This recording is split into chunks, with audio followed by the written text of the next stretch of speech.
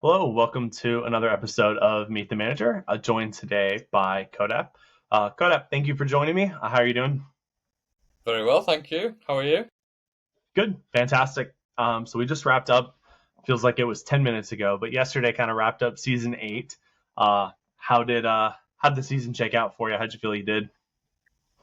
Yeah, surprisingly very well. I think I had three teams at the beginning. I haven't ended up actually buying a fourth one 4 or 5 days ago.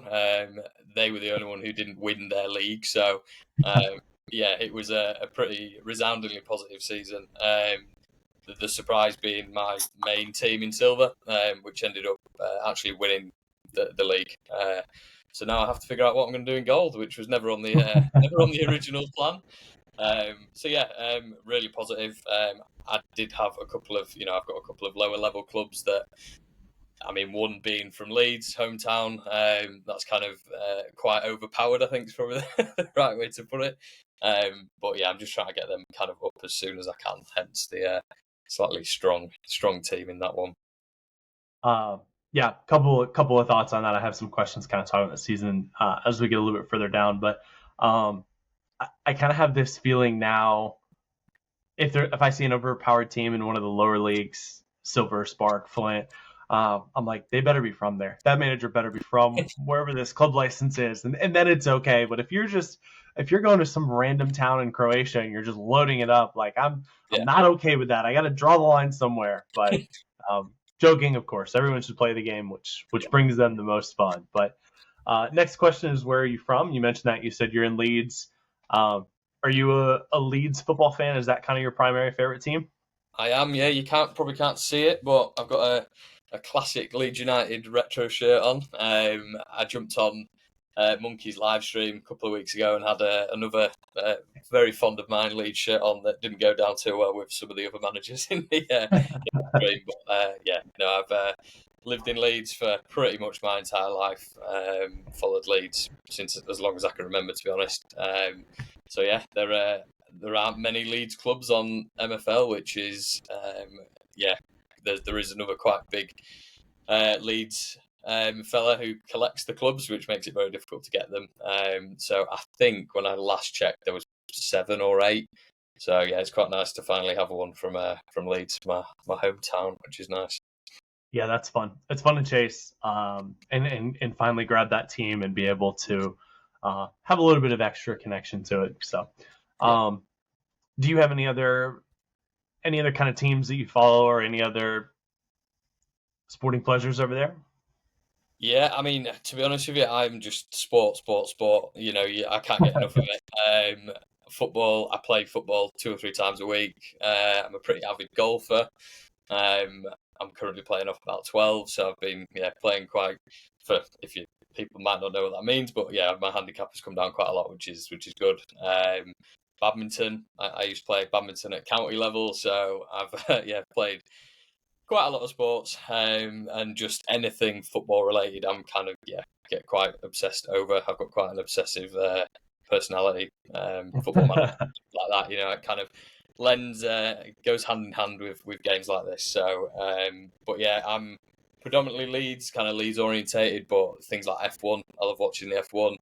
I've got a bit of a background in Ukraine. Some of my kind of personal, my family are Ukrainian, so I have a Ukrainian club as well on MFO, which is pretty cool.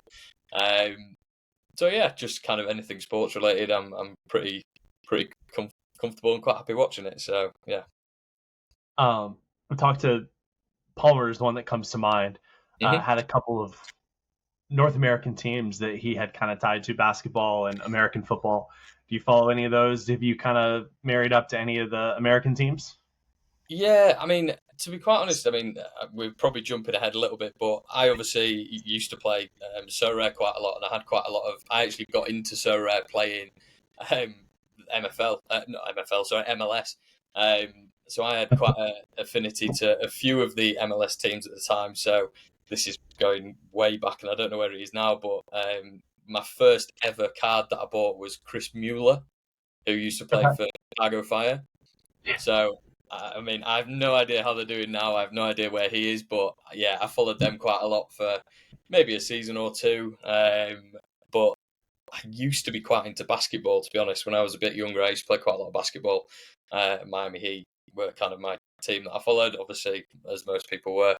Probably very typical British team to follow. But yeah, to be honest, I don't follow a huge amount of it anymore. I'm a bit out of the loop with things like the MLS, and I've never really been massively into baseball or American football, for example. I can kind Yeah, of watch the Super Bowl, but I think that's probably the one time of the year. And also for us, obviously, it's at like 3, 4 o'clock in the morning, so it's a pretty big yeah, commitment. The only other thing that I would get up for is the UFC. I'm a big kind of UFC, MMA, boxing fan. So yeah, I got up to watch Conor McGregor a few times and Tyson Fury when he's been fighting Deontay Wilder and so on. So yeah, there are a few occasions where I get up a little bit earlier than I probably would do, but yeah, not for the most part. yeah. The Miami Heat, was that Shaquille O'Neal, Dwayne Wade, or was that LeBron James, Dwayne Wade? I guess the Dwayne Wade was there either way.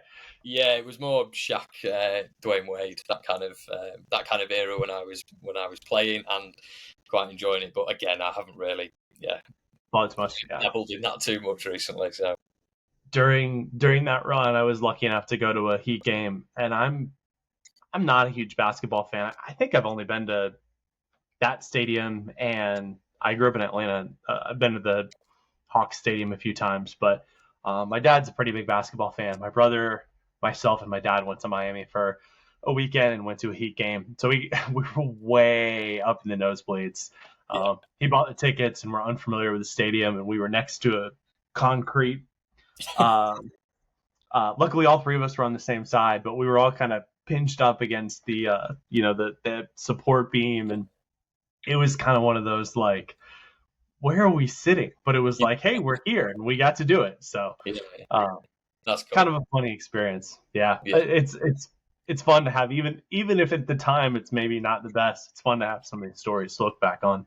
Yeah, I mean, I think it's more the experience, isn't it? I mean, we went to Wembley, which is obviously like the biggest stadium in the UK, Yeah, to watch Tyson Fury fight Dillian White, which was at the time quite a big fight, and we were well up, and particularly with boxing, the ring is so small yeah, when you're right up in the rafters, you can't really see anything. To be honest, you spend most of your time looking at the TV screens than anything else, but you're there, the experience is good. You're having a few drinks with your friends and family, yeah. for example. So, yeah, I think you just have to take it that way rather than anything else. I had a comment with Bob on my first one. We went to, it's in an American football stadium, 80-ish thousand people, and American football field is quite large. Well, they Yeah, pinned the basketball court in there for the Final Four for the big tournament, and we were way up, but we were in the building, and I joked with Bob, and this is a true story. There was a guy 3 rows in front of us watching the game on an iPad, and we were watching from 3 rows back the game on the iPad because it was better quality than 100 feet yeah, down or whatever it was. So, yeah, I get that, and they're great stories, great experience. But yeah, I love um, that. yeah, I'm sure we could chat stories forever. Yeah, But yeah, we could. I'll move along. Did you attend the Paris meetup? I feel like I should know this, but I'm gonna ask.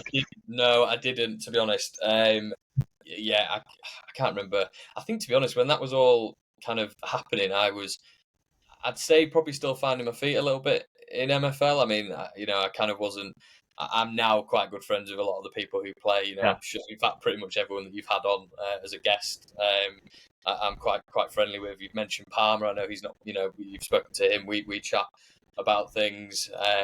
Yeah, I didn't go, no, but yeah, it looked like it was really good. It looked like a really good experience yeah. for everyone who went. So Yep. Okay, so follow up questions to that. Where, if you had your pick, where would the next one be?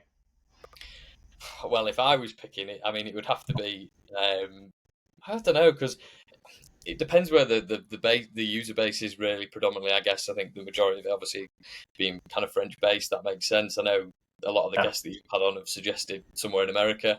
Imagine that would be a little bit more difficult for all of the people who live in Europe. Yeah. I don't know, to be honest. Somewhere halfway, maybe. That kind of is a little bit of a halfway point between. Yeah, you'd have to do a bit of research, I guess, and analyse where people are actually based and where the easiest point for everyone would be. If I'm being selfish, I'd say Leeds and get everyone to the best city in the world. But yeah, that's never going to happen. So Yep. So I'm going to twist your arm. You must have looked ahead and say, okay, if we're doing it in America, which means it's difficult for everyone to travel anyway, so throw that out the window. Where in NA should we go if we do it in America? oh, I mean, again, I'm not great with kind of my American geography, but I'm thinking somewhere, you've got to be somewhere quite popular. I mean, somewhere like Chicago, maybe New York, somewhere like that. Yeah, if it's going to be a long plane journey for everyone anyway, then it doesn't really matter, I guess, to be honest. Yeah, yeah. If we're traveling 10 hours to get there, we're not going to Mason, Ohio, and no shade thrown at Mason, Ohio. But to your point, it's got to be one of the big ones. Yeah. So, yeah, I that's a kind of a dream I continue to hold on to, and I'm sure it'll happen before too long. But I love kind of that question. Where are we all getting together when we get to share a beer or a meal together? Oh yeah, I mean, it would be. I mean, Kev, I know you've had Kev on as well. We've spoken about this in a slightly different sense, but he's got himself into golf recently. So Yeah, we were saying how good it would be to get anyone in the Ramble Discord or whoever, anyone who plays golf. Where can we all meet? Go have like a weekend somewhere, and you yeah, just have a few beers as you go around, and then you get to know everyone kind of in a slightly less serious, environment. You kind of playing sports. I'm sure that's kind of how most people got into something like this. So, yeah, it would be really cool and to be honest, it's nice to just be able to put faces to names a lot of the time. I've jumped on a couple of the podcasts and a couple of like the live streams, and I've never seen people's faces before. You know them as a username in the Discord, and you chat every day, but you don't actually know who they are. So, it is quite nice to actually get to put faces to names and figure out who's who, and obviously can only imagine that'd be even better in person. yeah, yeah. I like faces obviously, but I like as well some of the random ties that we find with each other. You say you've got a bit of a Ukrainian tie, and Palmer's partner is Ukrainian. Just some Mm, of those weird touches that we find, whether it's next managers really likes the Atlanta United for some reason, and then we have that touch or whatever it is. It's just kind of fun to pick apart some different overlaps. So yeah, always good to kind of chat with people and get to know them a little bit. yeah. Me and Palmer have had a few conversations about that because I had the grand idea a few seasons ago that I would have a full Ukrainian team. It Yeah, was based in Ukraine. All the players would be Ukrainian. I think I bought a couple of players off him actually, or I definitely bought some off Bosco, who's obviously the Ukrainian manager. But yeah, it was my granddad was Ukrainian, so I have a very Ukrainian middle and last name, and that's kind of been brought through. And I still have the Ukrainian team, and there's still quite a few Ukrainian players in it. But my problem I was finding there was that it was really difficult for me to get the right kind of players that I needed who were also Ukrainian. And then I try and have a setup which means anyone that's a bit younger, I can have in some of my lower down teams. And then I'd find that I'd have someone who needed promoting but wasn't Ukrainian, and I'd be like, oh God, what do I do? So, yeah, yeah, that idea has gone out of the window a little bit, but I do still have the club and quite a lot of Ukrainian players sit within it. So, yeah. Those kind of more unique ideas are quite a bit more challenging if you want to play the game like, I hate saying this, but like in the right way. yeah. And the right way is different for everybody. So again, not trying to gatekeep, but I think a lot of us share kind of similar values in progression and promotion, and so those spaces. So, Yeah. um, so you talked about your clubs a little bit. You've got 4 clubs, and I want to shout this out. Jimbo will be appreciative. There's no backgrounds on any of them. They all have stadium names, and they all have quite a good info. You've put a bit of time into the club history on the info page, so Yeah. I would encourage people if you enjoy that, take a look. But do you have a favorite club, favorite player? That's a hard one. I definitely have players that have really strong connections to that I really probably should have let go a long time ago, but haven't. I mean, the one that would spring to mind, who is somebody that, I mean, there's two I'd probably say. So there's Perez, who is my little Brazilian striker, who is now 80 rated, but I got him as an 18-year-old out of a pack. It was one of my um, very first pack drops for the paid for packs, so not the rewards. I got very lucky with a rare pack that ended up, that's him there, yeah, that ended up having two rares in it. So one of them was Perez, who I got as an 18-year-old, 78 rated. I am convinced he is eventually going to be a Lego. Although looking at that, you can see he has done absolutely nothing in the last 5 seasons. Yeah, but Um, that means that he hasn't hit his prime age, which means yeah, that that's coming, and he's going to hit Lego when he hits prime age. I mean, his So stats are pretty much everything I would look for in a striker. You know, he's pacey, he's got good shooting, his dribbling's getting there. That was kind of, I think, the last couple of stat increases that he got that took him up from 78 to 80 were all dribbling. You know, he's a good little player. I haven't used him in many of my teams. He's been on loan because I haven't really had a team that would kind of suit him.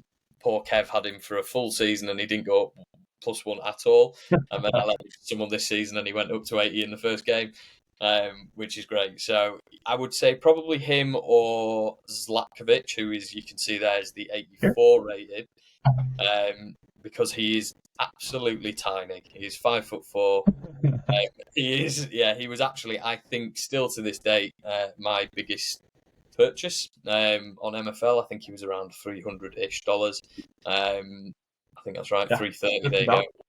But again, I've had him for Christ, 3 or 4 seasons now, and you know, again, he still hasn't really progressed much at all. So again, I think he will, and I think he will kind of get there.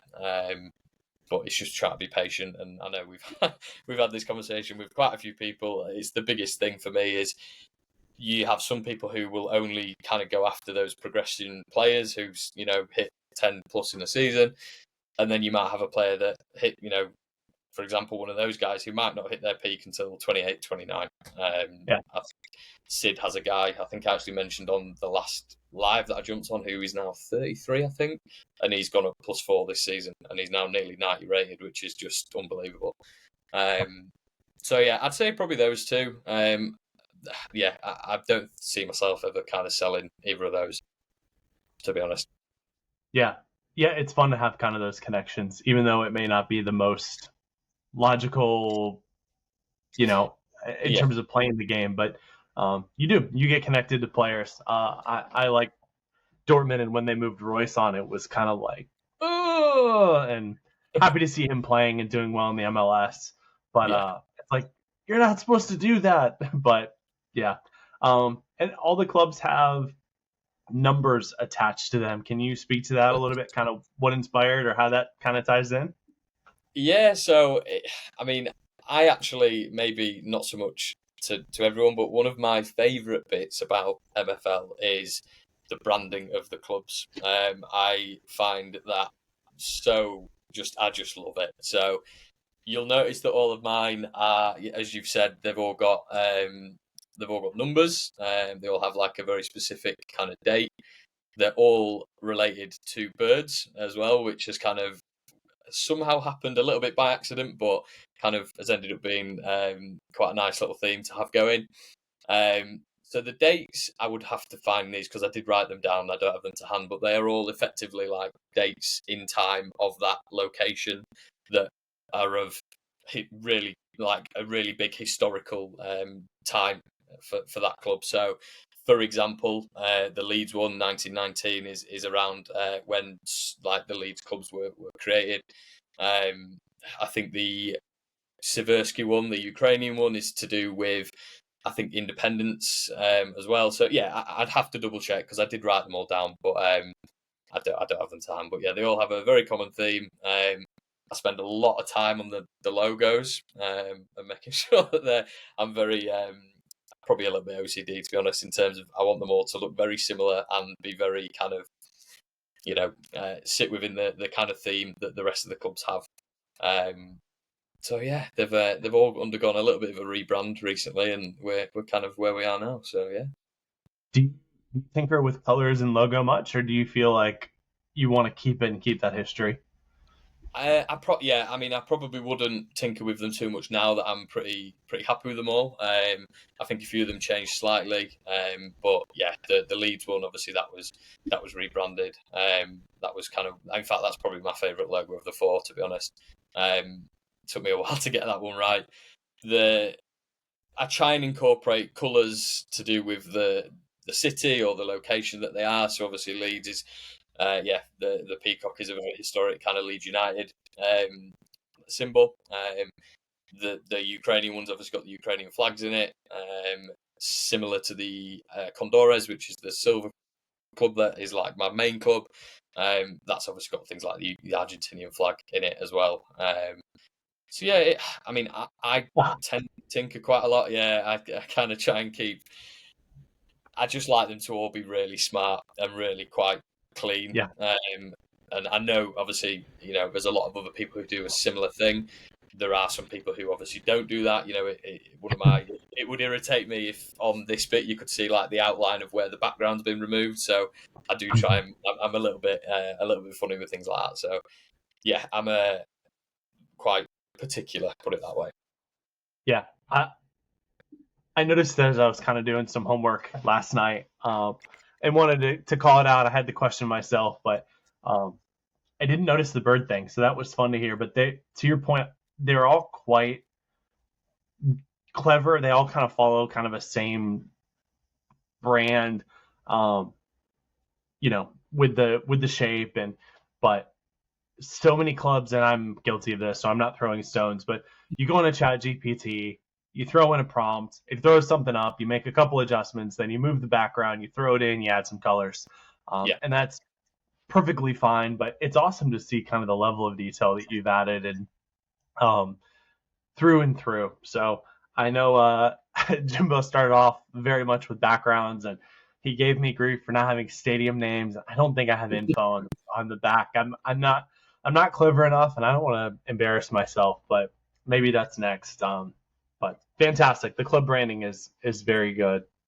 thank you. Yeah, I mean there's no denying that there has been some AI used in some of these. They've not been completely done by hand, but I did obviously we're talking a little bit more personally here, but I did used to work as in design, so there is an element of being able to kind of take what I like about something and then just tweak it to kind of make it exactly what I want. So we got there eventually, but yeah, there is you probably don't want to see my folder of previous iterations that I wasn't quite large.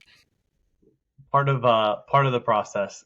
It may be fun in the future to be able to see club rebrands. I know, like, I'm a Atlanta Braves fan, and sometimes you'll see like all the different logos the team has, starting from they were in Boston and then Milwaukee, and they had kind of more of a Chiefs head, which has become a bit insensitive, and so a lot of teams that have kind of that American Native American look have moved away from it, but to kind of see all the different brands is kind of a cool to see the transition over time. I think I know more about kind of the U.S. teams, but I know every couple years, every 5 to 10 years, they'll do kind of a larger scale rebrand and little tweaks every year. And it may be cool in the future to kind of see how things have been rebranded from manager to manager, one manager rebrands. So a lot of fun there. Yeah, Um, I think uh, it's definitely something that would be cool to see. I mean, I know obviously being a Leeds fan, they reverted. They had a pretty poor, really poor rebranding quite a few years ago now, where they changed the logo really drastically, and I'm still convinced it was all a PR stunt, to be quite honest with you. But it did eventually get changed because there was just so much uproar of people incredibly unhappy with, that it just didn't stick with any of the values. It wasn't anything to do with the club. It was, even the colours were off compared to the kind of standard colours that you would expect. So it would be cool to see that. I think you'd probably, I don't know where you'd fit that in on the club page, but it would be yeah. quite cool to see that. Yeah.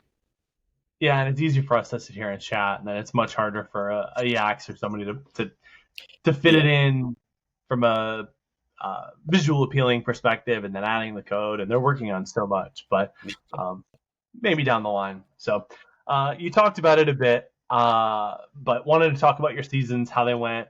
And I had kind of written this question before I had done my homework.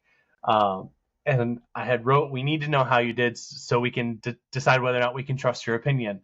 Because, if we get tactical advice from you and we find out that you've done horrible, like we don't want to use that. And I started going through and seeing how you were doing, and I'm like, finish first, okay, finish first, finish first.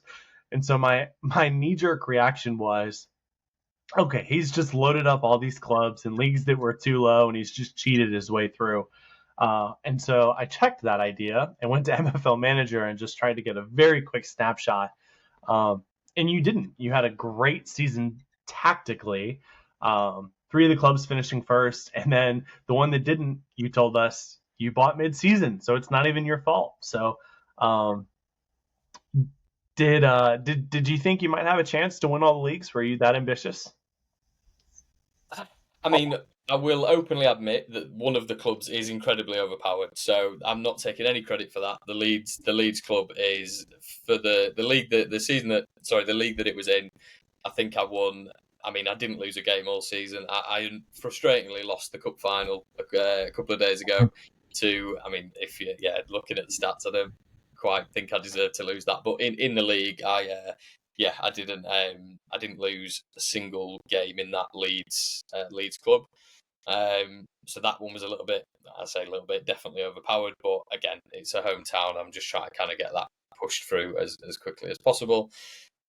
In all honesty, I think you're obviously looking at my kind of silver team now. I was projected to finish 8th.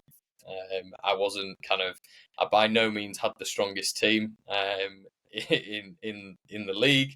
There were a couple of teams in there who had every single player was 85 plus, and I've managed to kind of tweak and tinker, and I had to make quite a big adjustment midway through the season. I did lose some big games, so I actually lost to Brooklyn, who you're looking at now. Again, it was a very a difficult one. I think there was a big sway in terms of kind of almost, we talk about metas and formations, and I've set my teams up for the last couple of seasons to be able to play nearly every formation to an extent, but basically nothing with wingers, as I don't really have any wingers in my agency, full stop. So obviously, I'm sure you've probably experienced the same thing, but the 4-3-3 this season has been very, very strong. I struggled to defend against it. I struggled to kind of find something that countered it. I used to play 3-5-2 quite a lot. That has had to go completely in the bin, which obviously, I mean, this was a frustrating one because, it was, I got a red card at the 45th minute. Midway through, and you still fought. Yeah, I mean, I've got my own opinions on red cards. I seem to, whenever I get a red card, I seem to never end up getting the result that I want. But then whenever an opponent gets a red card, they end up getting a last minute winner or a draw in the last minute. So I mean, Brooklyn's got a really, really strong team. He was kind of at the top for the majority of the season, to be honest. I was kind of sitting around 3rd, 4th, and then ended up, I think results went my way. I had a slightly easier end to the season than some did. But no, to answer your question, I did not expect to be anywhere near the top of the top of the league, let alone winning it. I mean, you were looking at my squad there. I did get a very nice loan from Bob, who I know you've had on, a guy called Castro, who has been in the last 6 or 7 games that we played, was pretty instrumental to kind of helping me get some of those points that came through. So I have already sent my thanks to Bob. But he's a really strong centre attacking mid, who was pretty helpful. But it's been nice to be. I mean, everyone says this. It's nice to win. Nobody likes losing games, but this team has had quite a bit of an up and down. I really struggled in bronze for a couple of seasons. A lot of the strong teams ended up getting out and leaving, and in fact, some of them are now even higher than gold. I kind of like to see where some of the previous opponents that I've struggled against now sit, which is I would find quite interesting. I mean, the three, so Brooklyn, Sherwood, and actually the team that finished eighth, I think they're 6-6-5 or 4-6-5, whatever they are, were one of the kind of stronger teams there, and I've ended up kind of coming out above all of them, which is um, 6-6-5. There you go. So he was projected to finish top, and he's finished just above the bottom three, which is mental. It's it's crazy how much tactics and some of the little decision making can swing, especially in the higher divisions where it's all so close. But yeah, a great season for all your teams. Easiest to just look at the highest division club. Did you mentioned that you set yourself up to run all of the formations that don't include wingers? I took a quick look. It looked like you ran a lot of 4-1-2 narrow and a lot of 4-1-2 wide. How did that come about? How did you kind of problem solve and fall into that pattern? Yeah, so a few seasons ago, in fact, it was probably 3 or 4 seasons ago, I had a full like club full of effectively 22 players. So I had a starting 11, and then I had a B team effectively. Yeah, So when fitness was becoming an issue, I would rotate to the B team, and what I was finding was that I was losing all the games where I was rotating fully, which obviously, when you think about logically in real life, that would make a lot of sense. yeah, But that was just how I initially started playing the game, and kind of how I initially thought, oh, that makes sense. And yeah, you'd have some players whose physical was much higher, so they'd lose the fitness at a slower rate. I then spent quite a lot of time speaking to Sid actually about kind of how I could build a squad that would be able to rotate between formations and would let players rest on and off based on what formation we're playing. So I think one of the easiest three to rotate between is 3-5-2, the flat 3-5-2, 4-1-2-1-2, narrow and wide. Effectively, you switch to 3-5-2 when your wing backs need a rest, and then you obviously make sure you've got enough centre back cover so that you can always have somebody sitting out. You have three strikers, you always have somebody sitting out, and you just rotate between the three. I had quite a lot of success with that in 2 or 3 seasons ago. Last season, 3-5-2 struggled a little bit, and I had to kind of rotate to the four at the back a little bit more. But then I only had one left back and one right back, so you then end up being a little bit stuck.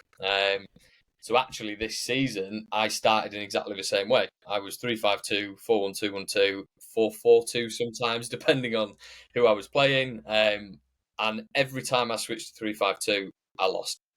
So I lost already, and it was just really frustrating me. I lost some really easy games, to be quite honest with you. And I spoke to Kev about it a lot as well. And what can I do? And you may or may not have seen in the actual player buy sell. I spent a lot of time looking for a right back or left back who could play on the opposite side yeah, as yeah. well. So I don't think I played 3-5-2 once from that mid season onwards because it just was not getting the results. I tried everything to get it to work. I think a lot of people did the same thing. I think there are a lot of people who used to play that formation who probably no longer do. So yeah, I pivoted quite heavily. I brought in a left back and a right back, or someone who could play both, and sold a centre back. So it was everyone else kind of fit. I'd needed another centre attacking mid because obviously I only had one, and if I'm playing a formation that has a centre attacking mid in every formation, I'd struggle because then I would have to revert to something like a 4-4-2, for example, who has two centre mids. But then Bob came along and said, "Here you go, I've got this 90 rated centre mid who I just want to be playing," and it would kind of resolved itself. So it worked evidently. I played a lot of 4-1-2-1-2. Narrow and wide, very much dependent on kind of who I was playing against. The game last night that won me the league, I beat him earlier on in the season 5-0 using the narrow, and he never changes formation. So I think sometimes when you come up against somebody like that who never changes, they kind of never never actually change from a certain formation, it makes it a little bit easier to prepare. You can kind of practice and prepare against them. Whereas somebody who I know you've also had on, like Wilbert, you never know what he's going to play, which makes it really difficult to prepare. You almost just need to put together the strongest formation and team that you have that you think will, has the best chance of winning, and just see if it works. Yeah. Yep. A lot of thoughts. One of the takeaways was talking about the formation triangle as you go into the season, planning your rotations and planning your options, and then one of your outs or one of your plans is just bad. And so Yeah, then you're stuck with the decision, what do I do? Do I have 1 in 3 games where I'm going to be weak and just run a 3-5-2 and just take my hits? And then you realize, well, then I'm probably handicapped to finish like mid-table. And maybe you can get a little bit more clever from that, or, what else can I do? yeah, It's annoying as hell when it happens and you have that problem. But it is kind of, for me at least, it is one of the things that makes MFL interesting is, to a large part, we are kind of stuck following some of the meta limitations. And so as that challenge comes up and you have to figure out where your pieces work, and then do you have to bring a guy on at mid-season to be able to your point, I've one cam and I need another one, yeah, or I need some rotation. And then some of those things to try and figure out what works, right? Okay, I only have one left back, one right back, so I got to rest them. How does that shake out? Can you get a third one that can play both, and then you just run ABA or and rotate them? So, yeah. yeah, it's one of the fun things. And then if you do run kind of a very specific rotation and you want to counter somebody, then what do? Right? Do you just Yeah. sack stamina and say, well, we're going to be low until we can get a break? So it's fun. Some of the challenges we face. Yeah, I mean so funnily enough, I actually lost to Brooklyn both times. I mean, if you scroll across on the fixtures, the game that actually made me kind of make that decision was when I lost 7-1 to Brooklyn, which was just probably the worst result I've had for a long time in any club. And I mean, it was a while ago, but it was there you go, 7-1. Yeah. So that was me thinking I'm probably going to lose this anyway. As he was kind of at the top. His striker was the top scorer in the league at the time. I think he even had like 97 shooting or something like that. And I went, do you know what? I'm going to play 3-5-2. I tweaked my tactics to be very defensive. I even captained my goalkeeper, and he scored 7 goals past me. So at that point, I thought this just is not going to work, and that was, everyone was running 4-3-3. The wingers were absolutely killing me. It was effectively a 3 up front versus 3 at the back, and it was just, you were just Not getting killed. Yeah. Yeah, you didn't really have much chance, and I think that the stats were maybe the scoreline, sorry, maybe flattered that team a little bit, but you ship 7 goals in a game, something kind of drastically needs to change. So yeah, it sparked it, and I think kind of that point onwards, I think the results were pretty consistent, and I kind of saw results going my way from other managers, and next thing you know, I'm kind of top 3, and I'm the dizzying heights of the top 3 in the league, and yeah, here we are. So yeah, it's ended up working quite well, but there were a few pretty big changes that needed to be made.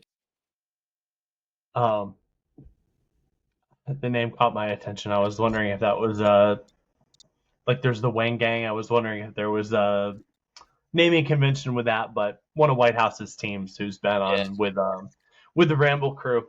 Great guy. If great pod, great episode if you haven't seen it. But sorry, my ADD jumped up and caught me live. it's good. Let me plug in real quick. You're okay.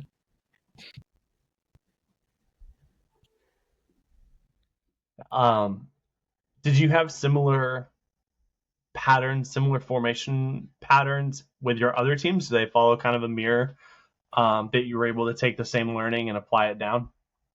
Yeah, pretty much. So again, I kind of had that 3-5-2 as the base formation. I just found it worked really well. I found a kind of set of tactics that worked, and I think there's certain 3-5-2s that you need very specific players that kind of fit it. I pivoted across all 3 teams, so all 3 teams at the time I did the same thing mid window. brought in someone who could play left back and right back and just rotated. Yeah. The only one that I didn't was the the Leeds team, because to be honest, I could play 3-5-2 there and I was still winning 6-7-0. So I didn't feel the need to do that, but I have kind of made purchases this season that will, result in a similar thing for next season for that team as well. So, I think it's one of them. It's the ongoing changes of things like meta formations and what works and what doesn't. And I think the lower down you get, the kind of I think the less, I don't know how to phrase this without potentially offending people, but there's less managers that are kind of very tactically good the lower down you go, so you can kind of get away with it a little bit in Flint specifically, and then even Spark to an extent. But then, like you say, when you get to kind of bronze and silver upwards, it starts to get very tactically complicated. And I were tweaking things most games, to be honest. Just little things, not nothing drastic, because it was working. But yeah, the same kind of how I set the teams up and how I set them, like offensively, defensively, was very similar across all three. Yeah. I have a Spark team as well, my hometown Spark team as well, that I ran a 3-5-2. And same thing. They're too strong for the league. And so I got away with kind of suboptimal tactics. Another thing that I wanted to point out, I think as you get higher, I think everyone has pretty good baselines for tactics. That's less consistent at the lower leagues. And then the other big thing is sometimes you just have a gap, an overall gap, where even if they were the best tactical manager on the site, you're just not covering 150 points of difference overall. So there are two big things that go there. I have noticed like Stone and Ice have gotten much tighter and much more difficult. I imagine we probably will start to see that in Spark. Flint will be interesting with trial clubs coming in and how that all gets mixed in. And Flint will be its own little mess this year, but it's the lowest division. It's kind of supposed to be, I think. But so what was your biggest surprise this year? Was there kind of one thing that kind of jumped out to you?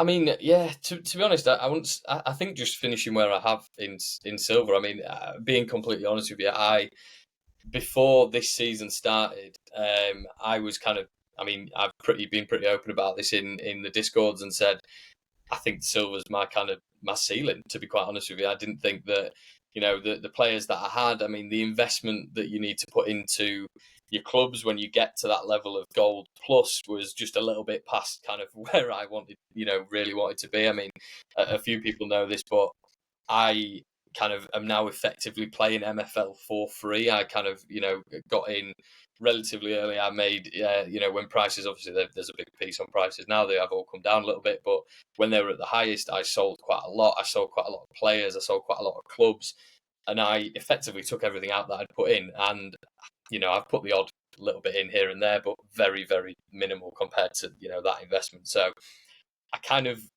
thought, well, I don't really want to put any more in, and gold, the level of the players at gold upwards is just really hard and really high. And so finishing first in silver and now having to think, oh, what do I do now? Is probably the biggest surprise, because I just kept thinking, every time I'd win a game, I'd be like, oh, well, the other guys behind me must have also won. Or if I'd lose a game, I think I lost 4 this season in silver, which is, pretty mental in itself. But 3 draws, 4 losses. Yeah, so the 4 losses were always against those top teams. So just logically, I was thinking, well, they must be ahead of me. And then I'd check the leaderboard and I'd be like, what's happened? And, they'd have lost to a team near the bottom, and there'd be the odd, I think the team that ended up finishing bottom potentially, or maybe even second bottom, won a ridiculous kind of 1-0 absolute FM, as we would call it, to mean that they didn't get the 3 points. So yeah, I think biggest surprise, just where that club finished. I've had that club for a while now, and it's amazing to see that it's kind of now in gold. I will be asking some people for some loans this season, because the only way that I'll be able to, I'm hoping if Bob listens to this, he lets me have Castro again, because he'd definitely fit in at gold, I think. So yeah. So I'll share a little secret. I had Bob and Sid earlier this morning, which is why Okay. I was a little bit late. So I apologize, but I did a show with them. It just so worked out that scheduling for you and them was kind of all at the same time, which worked out. I was able to make scheduling work for myself today, and I know that I think based on what he said, I think Bob's going to have some availability for some loan out, and so hopefully you can jump in and grab some of them. He was talking about, he was like, yeah, I've got a couple players that my highest team is Stone, and I'm like, send them to me. I need help in Stone, but they're way too good for Stone. So um, Hopefully. hopefully, Bob, Whitehouse, Kev, they can help continue the run, or maybe just help you stay up, or however that looks. But Yeah, I mean, I have absolutely no expectations of next season. I think if I look at it from a perspective of the actual MFL that you would earn, even if I finish bottom in gold, it is the same as you get pretty much. I think there might be a very small difference in it, but let's have a look. So, yeah, I mean, even if you finish absolute dead bottom in gold, you're still pushing 90 plus thousand MFL, which is, for me and this season I've done pretty well. I think I've hit nearly 150,000, which is up there with one of my highest seasons. I think last season was the highest because I won the cup, which obviously was a massive boost to the MFL pile. So yeah, if I end up coming straight back down, as long as I get some good progression, it is not the end of the world.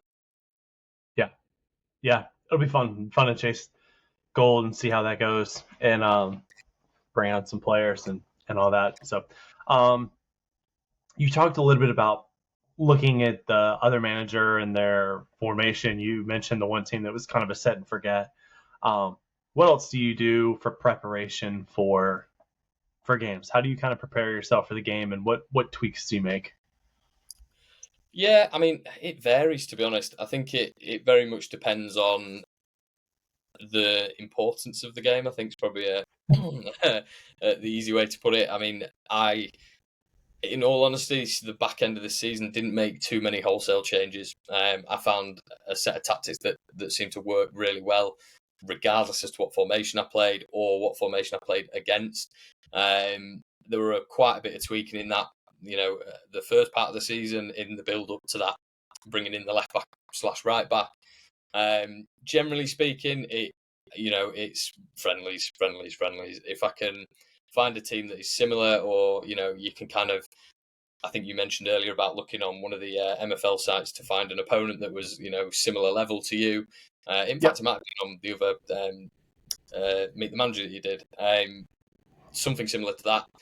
I quite often ask in Discord, can anybody set up a team that's similar to this? It's always, I feel like sometimes when you log in and you see that somebody's absolutely peppered 50 friendlies against you, it's not always nice. Whereas if it's somebody who in the team or in the Discord, it's a little bit easier. So just little tweaks, to be honest. I think it just depends. I've liked the more offensive option with the tactics this season as a team instruction, but I'm quite heavy on like individual instructions sometimes as well. So very much dependent on the player.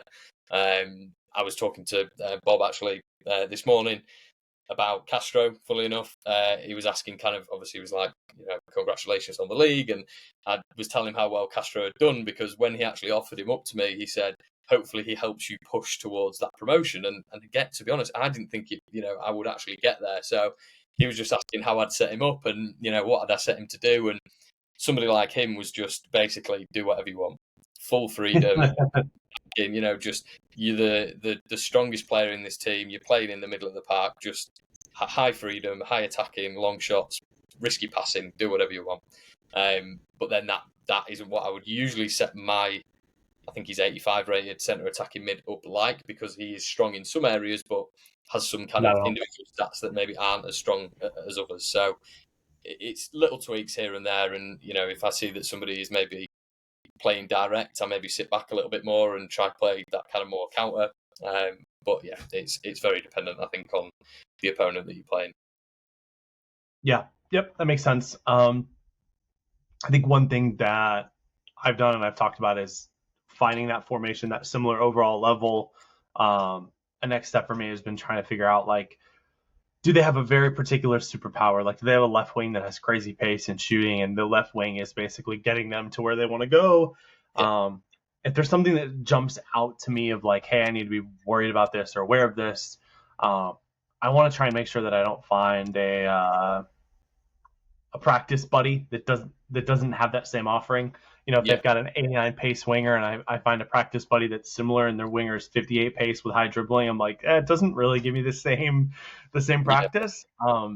So yeah, it's interesting. I love hearing that and trying to pick apart best practices so I can share for myself to try and give myself a bit of an edge where I can find it. So fantastic. Have you done much yeah. friendlies on the experimental? Sorry, go ahead. Let me don't No, no. oh, So don't let me forget. I was just going to say one of the you've just reminded me that one of the other things that I would generally do is exactly that. What you've just said. I'd go to the club page of who I'm playing, and I would just see who their best player is.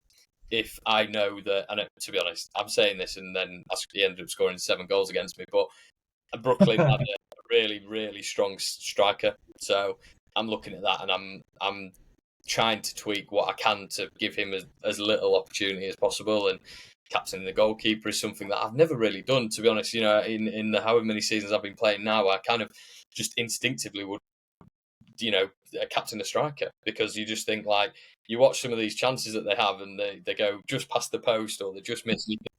If I'd captained him, maybe that would have gone in. So yeah, there were a few occasions where, coming up against a really strong striker, I'd stick the captaincy on the goalkeeper. It didn't quite work, if maybe the 2 times that I did do it, but little things like that. I think logically, the more times you do that and the more that you single out individual players or stats that they have, like you say, there were a few 4-3-3s that I came up against that were incredibly fast wingers, but they couldn't really shoot. They were just, dribbling pace and passing. So Yeah. there's little things you can do with how you set that out of position in team instructions up that just nullifies it a little bit.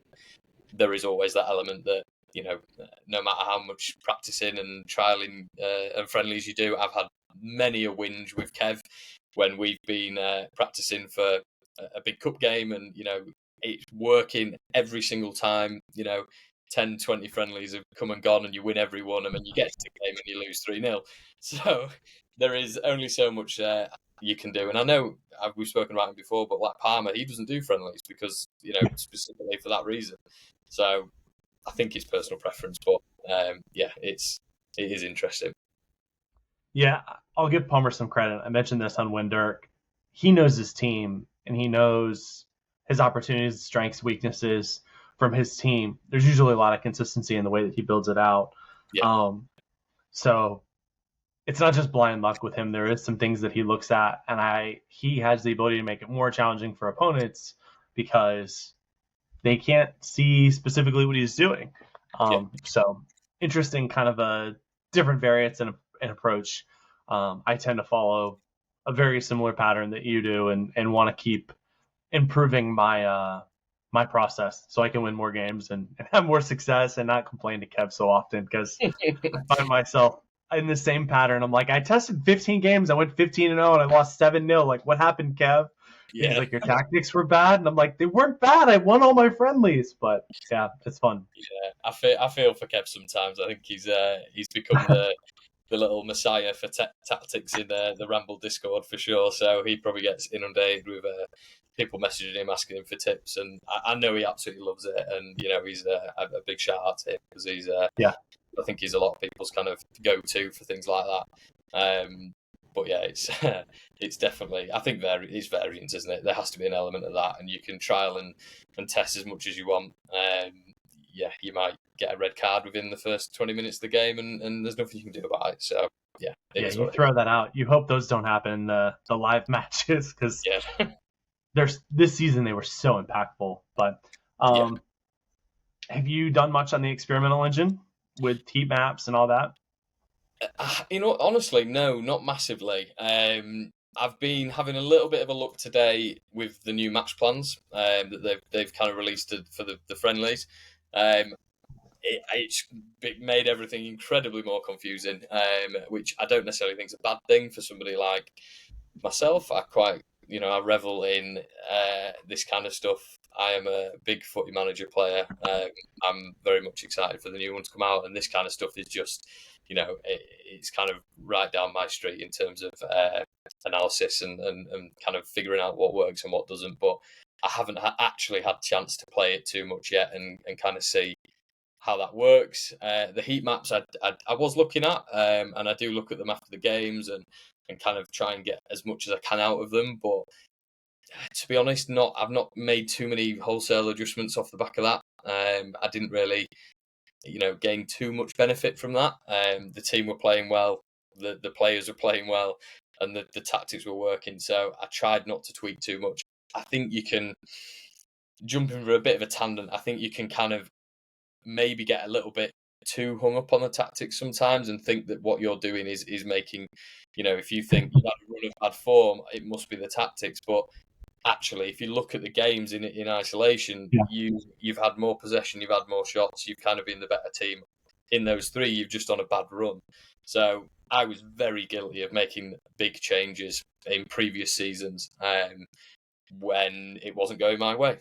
I think we all naturally would want to do that, but I since stopped doing that. This season, I think, was probably the first season where I've kind of just let them do what they want to do, and yeah, obviously made some small tweaks here and there. And I'm not trying to say that that's the reason why I've ended up winning the league, but I think it does have a bit of a part to play in it. Sure. So looking ahead, there's a couple of kind of things that got teased as we talk about current events. I guess first question I have is what's your kind of knee-jerk reaction to the announcement of trial clubs?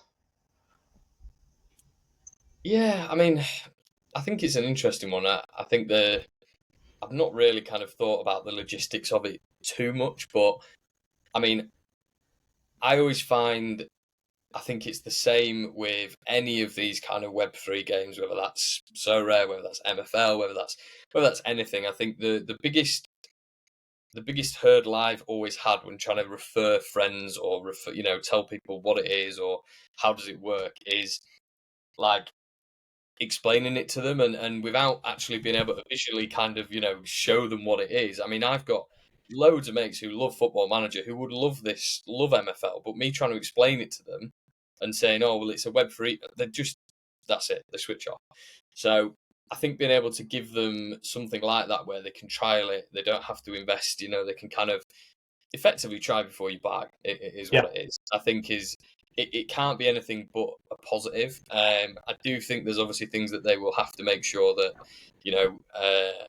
are maybe managed well, or maybe there's new kind of rules that they bring in. So I'm thinking straight away something like a player of mine, if that wants to be loaned to a club that is a trial club, and then the player then decides, whoever it is, they don't want to manage that club anymore, or they give up within 3 weeks.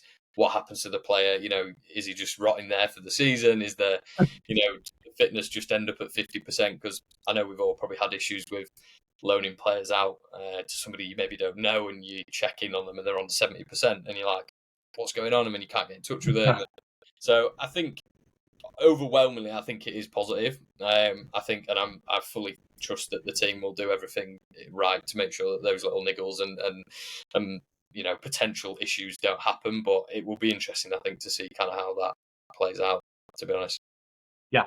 I think they showed with some of the parameters that they set that they care about those things and that their intent is to make it a good experience for both the trial user and the rest of the community by not trying to create ripples that'll have negative consequence, whether it's any sort of abuse. Yeah. So Yeah, absolutely. I realized this. You answered some of that question that I skipped. One of my kind of starting questions, and you talked about it a little bit, but how did you find MFL? What's your kind of origin story? You talked a little bit about SoRare. How did you find it kind of to begin with? Yeah, I was thinking about this earlier, and I actually don't remember. So obviously I was massively into SoRare. I absolutely loved it, and I think I just got really unlucky. I still to this day think I got really unlucky, but I going off topic a little bit. I put a accumulator on a bet on every year for the teams that I think are going to win each league, Okay. and it never wins. I don't put much on. It's a little £5, whatever. Never wins. I've been close a few occasions, but then it's there's always one that completely lets you down. And the season that Leverkusen won the league, I backed them to win at 50-1.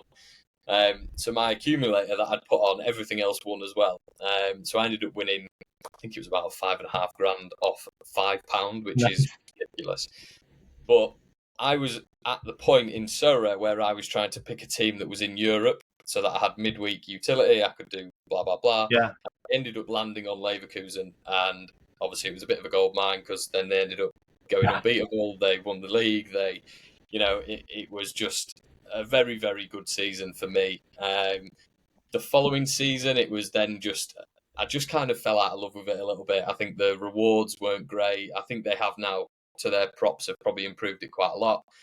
But, you'd come third and win something worth £50, and it just wasn't really kind of tickling my fancy too much anymore. And yeah, I just kind of gradually sold off, but then still had a bit of an itch to play something. I kind of still had I love anything football related, whether that's Football Manager we've touched on, whether that's fantasy football. I play a lot of the Fantasy Premier League.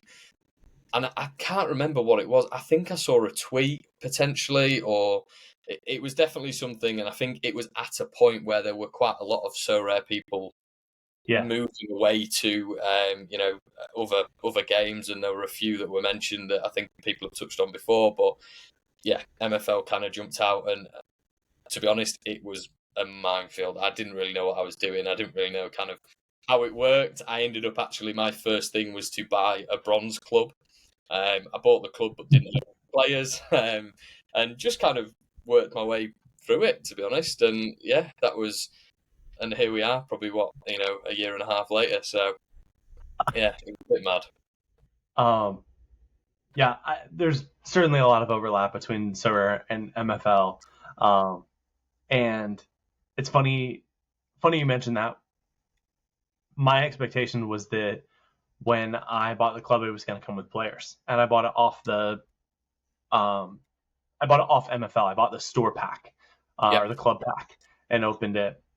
And I was going to say, I didn't feel like I had a huge learning curve. Jimbo's talked a little bit about the onboarding process and stuff that they've added. And I remember watching that a couple of days ago and thinking, I didn't have a huge learning curve. Like, I picked up the buttons pretty quickly. And now that I'm being honest with myself, I feel like the Beckhams in Be Honest, the video where David Beckham's like, be honest, what card is your dad? Now that I'm being honest with myself, I expected there to be players on that team, and I was kind of like, shit, I got to load up more money because I don't have any players. And there were a couple of things. Yeah, that was... I bought the club. I can't remember who it was. I did end up actually speaking to somebody on Discord about it and being like, I am completely new to this. I don't know what I'm doing. I had effectively like a little pot of money that I'd put aside to enter something like this. I'd decided on NFL. Didn't know what I was doing. And I remember it and thinking I was just hooked straight away. Like, once you start watching the games, I was like, this is amazing. But I also thought the clubs came with the players that were attached to them. So it got to the end of that season in bronze, and I think I finished just above relegation. And then I was like, oh my God, next season I have no players. So I now have to invest in a full squad to fill this club out. Or I think at the time it was a decision of, do I do that or do I sell the club and buy something lower down and start, what was ICE at the time was the lowest division that you could have, and I ended up doing that. And it's funny because I still see the club that I once owned is still actually called what I named it, which I just find really quite interesting. Because usually the first thing I'd do if I was to buy a new club, I'd rebrand it straight away. Yeah. They have got a new logo, but the club is still called the same thing. So that was a big learning curve. But I think once you get over that first little bit and understanding the logistics of it, it's straightforward. And they've made a massive improvement, I think, the team in general, of that onboarding and how easy it is now, and particularly with some of the stuff that was in the latest blog that they put out. They're going to do little starting missions and stuff where you get like 50 MFL for doing X, Y. That when I joined would have been amazing, because I'd have just been like, oh, this would make my life so much easier. Yep. Yeah, I was thinking. I asked the question yesterday and said, "Do the trial clubs come with players?" And the answer was no, is no. And I was like, "That's kind of annoying." But now, as I'm hearing myself talk, I'm realizing that may be a really good learning experience to the new user to realize they're separate. We have three entities. You have the manager, you have the club, and then you have the players. And the clubs and the players are assets, and then your wallet or your account on here is not. Yeah, But you can kind of trade assets either on site or off site. They're it's Web3. yeah. um, so one of the other things that I think might be coming, I've made kind of a heavy assumption, and hope I'm right, is kits, player kits. You're quite big on branding. How excited are you? How much time do you think you'll spend on kits? Probably an unholy amount of time that I should, probably not think about too much currently. But yeah, I mean, that is one of my, like I say, being slightly OCD in that sense. It's the one thing that does irritate me a little bit, is that you spend all this time branding the club up, and you pick the colours, and you have the name of your stadium, you have everything is so good in that journey. I actually think that's one of the best bits of it. Now, obviously, yes, you want to play with the team and you want to play with the players, but Yeah, you then look at a specific MFL card, and then the kit that they're wearing is nothing, is completely different colours to the kind of branding of the club. And I mean, for me, I'll probably spend a lot of time doing that. I'm really keen to see what level of kind of customizability, is that a word? yeah, How much you can customize them, because we've had it in the past on things like Fantasy Premier League. You could create a kit, and it was very basic. It was like, pick a color, is it stripes or hoops, and that was yeah. kind of it. But I would like to think that it would be quite intuitive, and you could actually probably do quite a lot with it, which obviously excites somebody like me who spends a lot of time on the branding side of things. So Yeah, I have the same questions. My assumption is they would not have spent this much time in marketing, um, building it up, if it was you can have A, B, or C in any color that you want. And it's like, this doesn't do it, doesn't scratch the itch for me. I imagine it'll be quite good, and um, it'll be yeah, fun I to mean, kind of see how that plays out.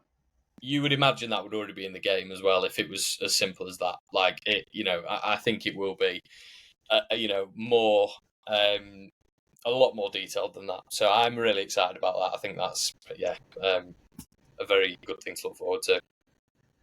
Yeah, for sure. I may have misinterpreted kind of what we're getting on the announcement with trial clubs. I thought that Math kind of alluded to like a drop or a community day event or something that existing users would get something out of as well. And I don't know what that might be. They've done some like loot box type stuff for Christmas and April Fools, and I kind of assumed it would be kind of something like that, or maybe a mini game, or maybe like mini game with international tournaments. I've had a bunch of ideas with no real reasoning behind, no real hypothesis behind. But um, yeah, what do you have any ideas or thoughts? Have you put any conspiracy theories or any theories into what might come for existing users? Um, Not massively, but one thing that I think, like, would be a really good addition, and people may agree or disagree with this, but the ability to customize your club a little bit more. So we've had, obviously, people, I come up against some people whose pitch is like a country's flag, and it has like a bit of Yeah, customizability there. There's obviously like the snowy one for winter, you can have like set up when it's colder. I love stuff like that, so I think that is quite a simple thing that you could maybe add to like a little shop, maybe, that you spend yeah. MFL on. So I'm not suggesting that it goes to the lengths of having tifos and whatever, but I mean, that would be cool, to be fair. um, but little things like that I think would be quite an interesting addition. And again, you could have it branded up to your club colours, your kit. The possibilities with that kind of stuff, I think, are quite endless. And I think for existing users who've maybe been here a while, something like that. I know it's really small, but I think it would re-engage people quite, quickly. I did really like the April Fool's stuff, and the little was it like the Christmas, the calendar events and stuff like that. I think Yeah, that was really cool. Even just I think there were a couple like 1,000 MFL wins, and there's always that little. It's such a small thing in the scheme of things, but I think it does really kind of engage the community, and I think as a community we're very engaged anyway, more so than any other yeah, kind of game that I've played. I think everyone is, for the most part, wants to help each other. They all kind of, it's a really really nice community. So I think little things like that would be what I would do. Whether that's what they do or whether that's kind of what ends up coming, I don't know. Um, but yeah, I think that'd be really fun if they did do that. for sure. There was a nod to other revenue sources. Um, I I love that idea. Different people from the community, I imagine, will have different opinions. But those of us that have played SoRare understand the importance of the financial health of MFL. Yep. And everything points to it being very strong currently, but the site has to make money. The team has to make money. They have to pay for improvements. They have to pay for salaries. He mentioned that, I hope I'm not misquoting, but the way, if I remember correctly, he said that there's no venture capitalist firms that they have responsibilities to, Yep. which I fully trust their decision making in the future. But it speaks to like their ability to control the direction, and so part of that, like part of growth and part of continuation with no venture capitalist firm, means they have to make money, they have to hit goals.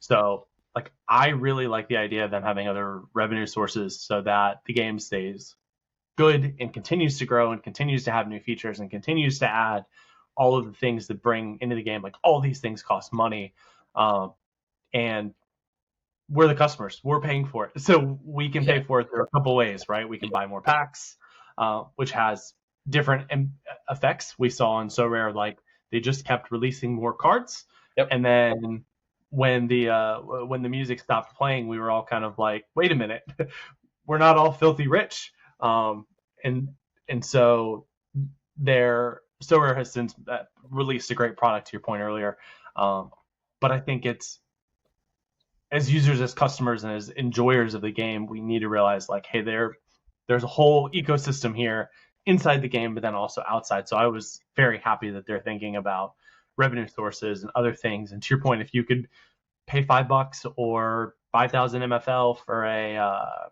TIFO, and some people are like, yeah, get the TIFO in. I'd do it. I'd do it straight away. Yeah. Get it up, get the tifo up, get the flares out. That would be yeah, Yeah. I'd be all over that. But yeah, it's I think there's a lot of, I think retirement's a big thing as well. I think that is a massive, there's quite a lot of, if you look at the top leagues, there's a lot of those guys that are kind of, getting to that 30, 29, 30, 31, and retirement signs are popping up, and all that will do then is just, it's a cycle, isn't it? So they're going to retire. There's then going to be a higher premium for those slightly younger, higher players. So I can't see it being anything other than positive. And I think, like you said, the team Yeah. definitely know what they're doing in that sense. So yeah, it's good. I'm excited. I think there's plenty of new things that come out every season that bring people, to make sure everyone's still engaged. Like we've said, with this season, you've got more attack options. We've got things like the tactical changes. It's all stuff that you have to pivot to be able to do, but it keeps people here and it keeps people engaged. And with the new onboarding they've got and the ability for those people to kind of trial things, I can't see it doing anything but growing, which is really positive. So Yeah, for sure. I do know you have a bit of a cut time, so I'll stop there. Plenty more to talk about for sure. So yeah, we'll either have you back, we'll chat on Discord. Any final closing thoughts? no, it's been a pleasure. I think we could probably chat for another 2-3 hours about everything. So yeah, thank you very much for having me on. I do have to run off, unfortunately, but yeah, I'd love to come back on. Just give me a shout, and we'll catch up again. Yeah, thank you so much for carving out some time, and we'll chat soon. Good luck to you in season 9. Thank you so much.